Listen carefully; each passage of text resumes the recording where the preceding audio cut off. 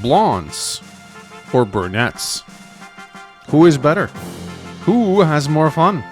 It is the age-old debate that we can never agree on. You guys know that I am partial to blondes myself. But then, I actually married a brunette. Well, that's actually not true. My wife was actually blonde when I met her, but she was dyeing her hair. And then she actually let her hair go back to being brunette, and now I kind of appreciate brunettes more.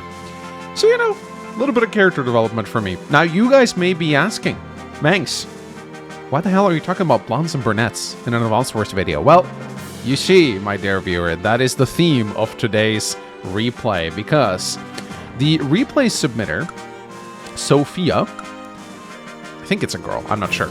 Sophia is a lucky lass connoisseur, a Rachel enjoyer. You can see she has 25 games played as Rachel, over half the games played as Rachel.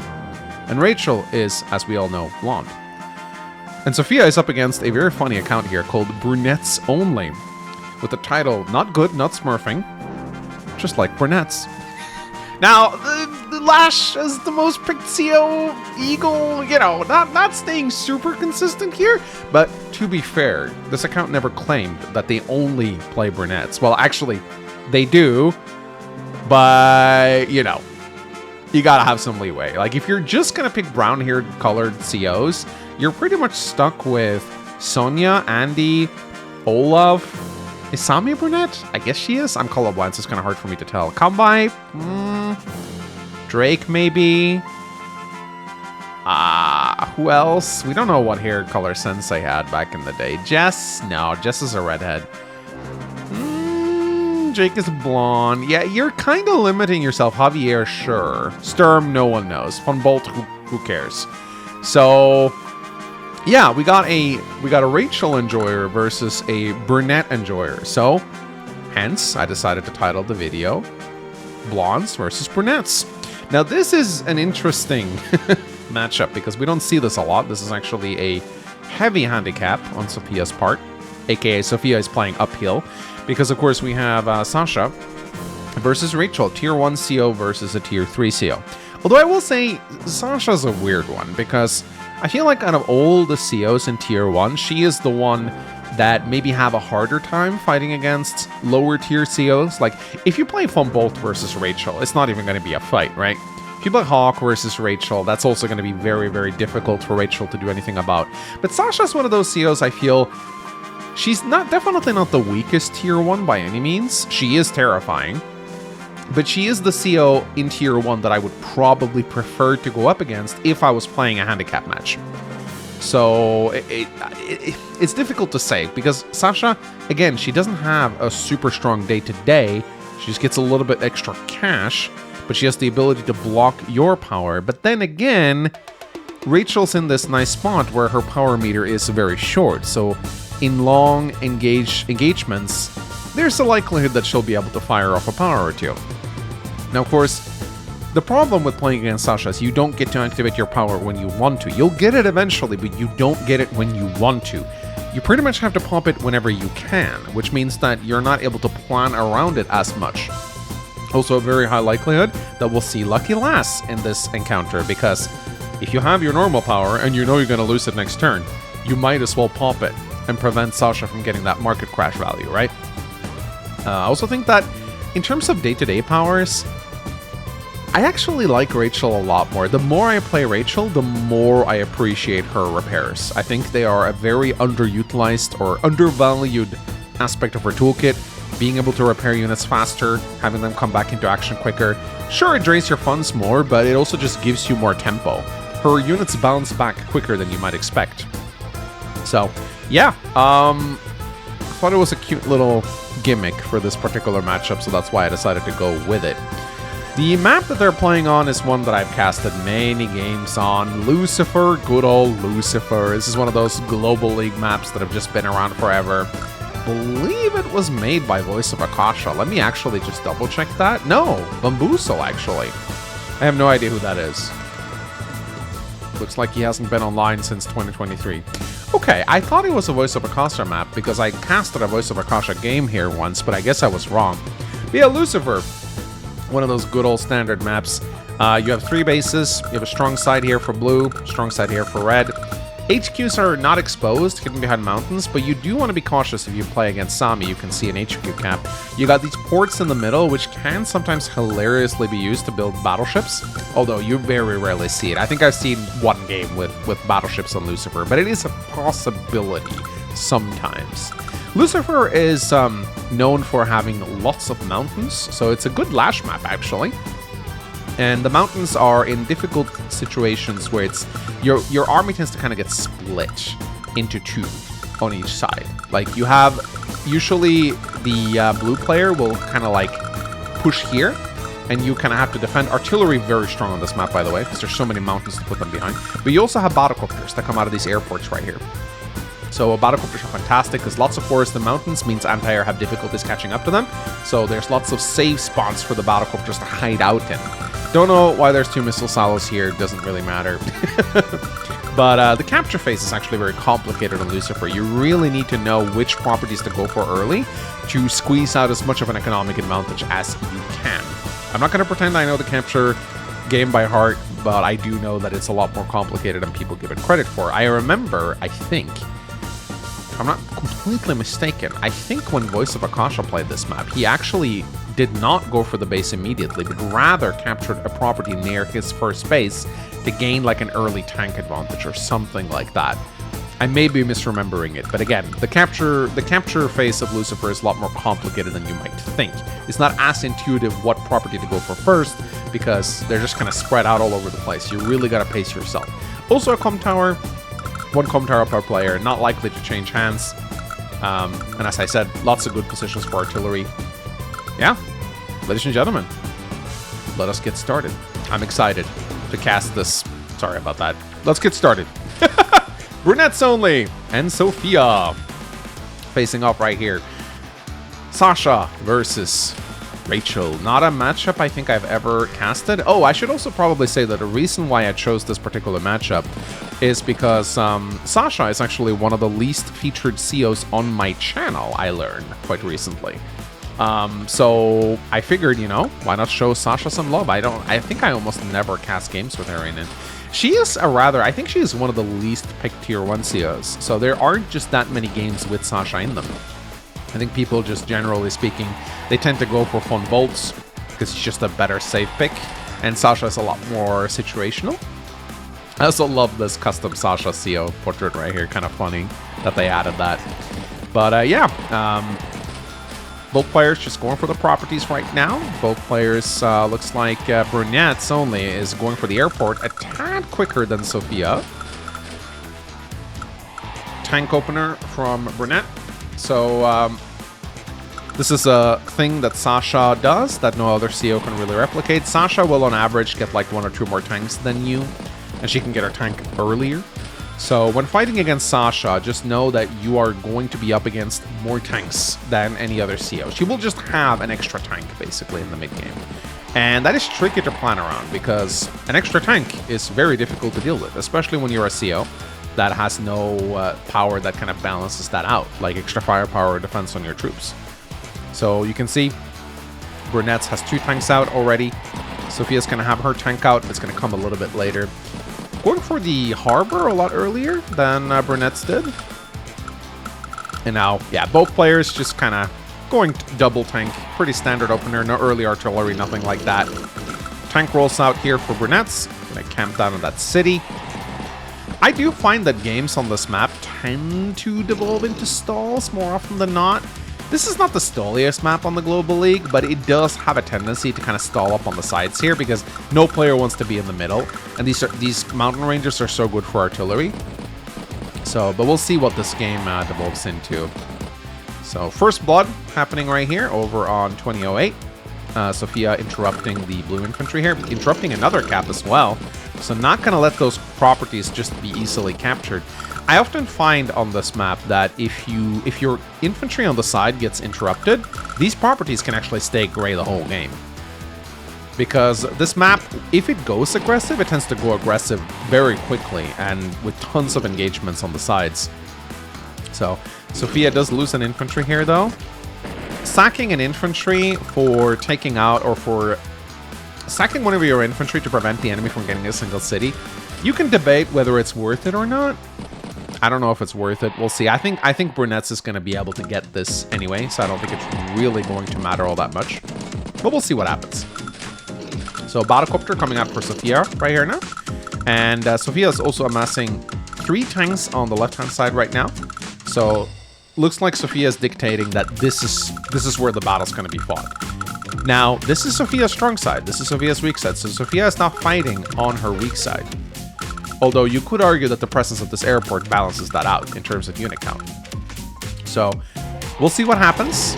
I think it is probably a good idea to keep the pressure up here, because if you can prevent this city from being flipped, then you should have an advantage. Of course, this city needs to be taken to balance that out. So we'll see what happens here. But Brunettes is not just going to let that slide. Going for the cap. We'll see what happens now. Anti-air and artillery coming out. I'd say that's definitely good buys. You can see this artillery can be so powerful. You put it here, or here, or here. Nothing's gonna dislodge that thing.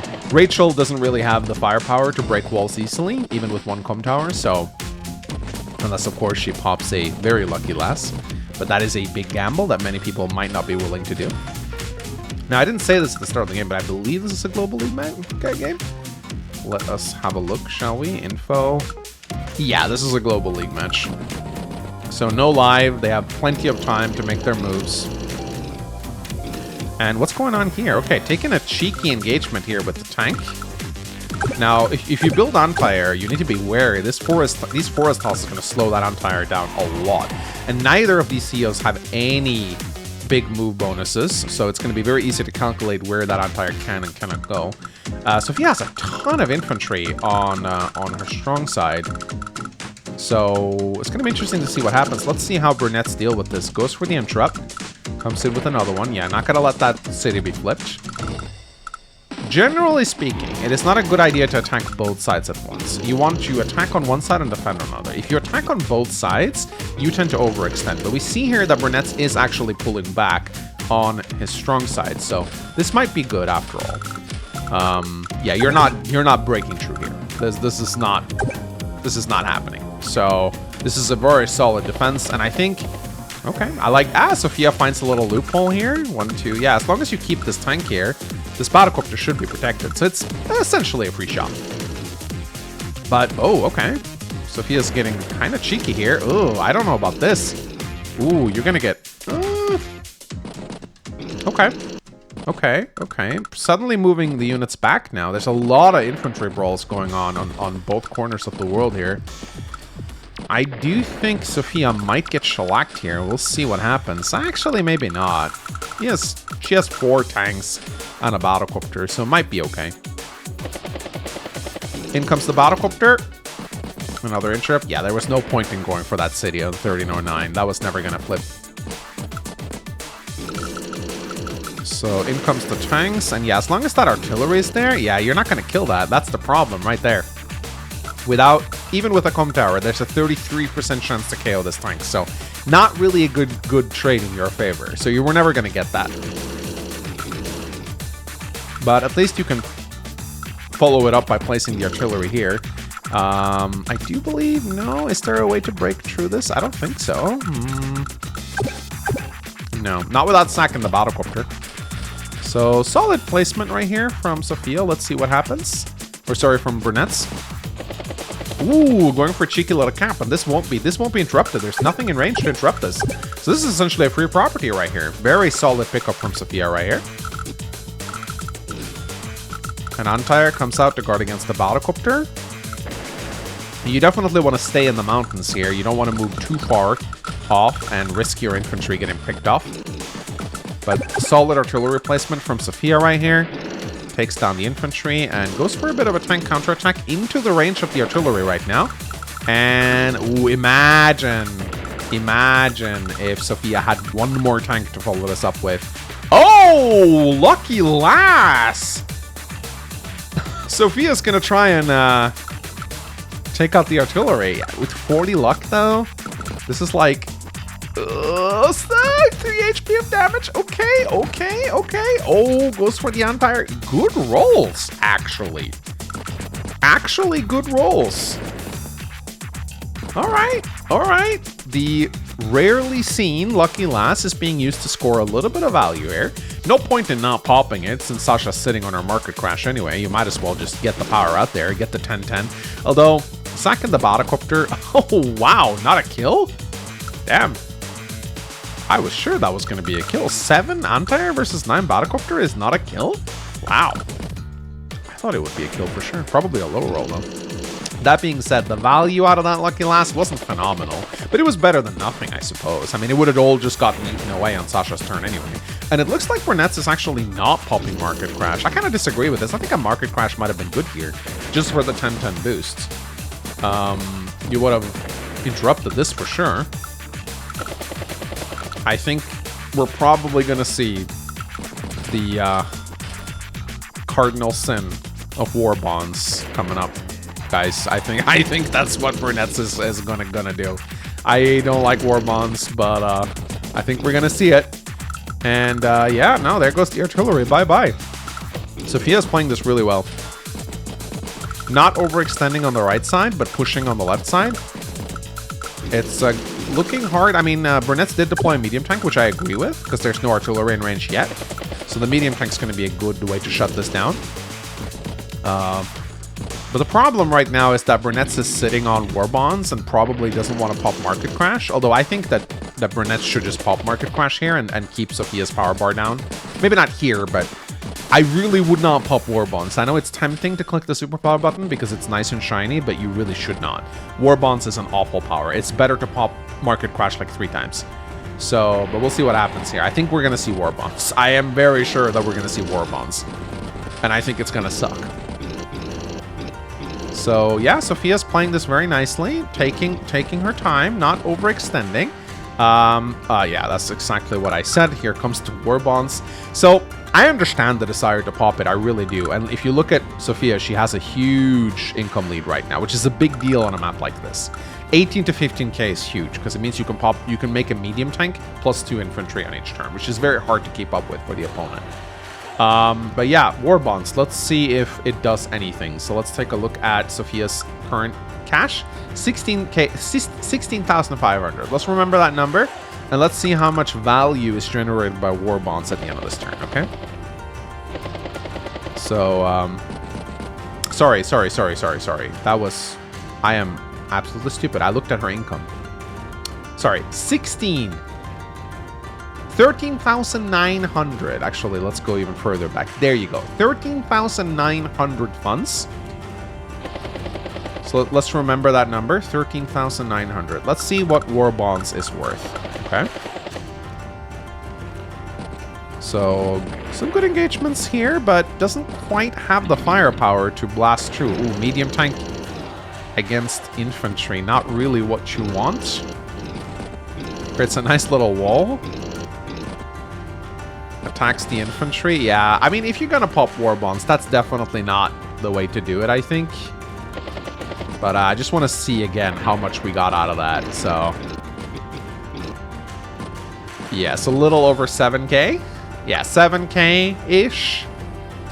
7,000 funds of value from a superpower. Do you see why War Bonds is awful now and should never be pressed? It's just such a bad power, man. Imagine. Brunette could have had Market Crash pop 3, maybe not 3 turns, but at least 2 turns in a row with that power charge, which would have been much better. Like the 10-10 bonus from that alone would have been worth it. And it would have prevented Sophia from once again earning up for a Lucky Lass now. Because Brunettes have no power now. It's down to 0 again. So it's just really bad. Sophia has to pull back there though, because there's a lot of scary units on the horizon. Sasha may be behind in income, but it's still allowing her to keep up economy-wise thanks to her day-to-day. So, and yeah, I just wouldn't go for this. This property is lost to 1309 right here. It just, you won't get it. You won't get it. You can try. I mean, if this mountain wasn't here, you could put the artillery down, but it just doesn't work that way, sadly. But, oh, what's this? Okay, Brunette's going in hard for the tank here. Yeah, that's not going to do shit, buddy. 9 HP artillery is just as good. Interrupting this I agree with, but going in here? No, that's suicide. There's even a mech here. You gotta be careful. But looks like Brunettes is going in pretty hard here. Ooh, into artillery range even. Oh, there's a medium tank here. Oh my god, this is overextension like I'm... Oh, so close to getting marked. Oh, 600... Wait. There is still a way for you to get it. Attack infantry into anti-air, and I think you get it. You can get it. Please. Come on. Infantry into anti-air. You get it. No! Oh no! He killed the battlecopter! He just barely got it! Oh, beautiful. So that actually probably didn't save you from missiles this turn, honestly. Because if you look at Rachel's power meter, she only needs roughly... Oh my god, that is the first time I've seen a decimal in covering fire. What the hell? That's a thing? 38,203.2? I have never seen CO charge in decimals before. I didn't think that was a thing. I didn't think that could happen. How does that even happen? How is that physically possible? How do you have 0.2 of a fun? This is bizarre. Someone needs to explain this to me in comments, because I don't get it. Anyway. So, Brunettes decided to charge into the Lion's Maw on both sides, I might add. Again, you really shouldn't attack on both sides. Not in an even engagement, at least. You should attack on one side and pull back on the other. Because you are not very likely to win both sides. If you are, you're probably winning the game anyway. But here comes the counterattack. I'm curious to see... Oh, there goes the artillery. This was never going to work. I'm curious to see if Sophia's going to get missiles. I don't think so. Because you only get half power charge when you kill units. So you need a lot. But even without missiles, man. Brunettes just massively overextended and threw away the win that he... I think he had a small advantage there. Keep in mind, he's still a 2-tier CO advantage, so you don't really need to play evenly to win. Even if you play slightly worse, you should be ahead.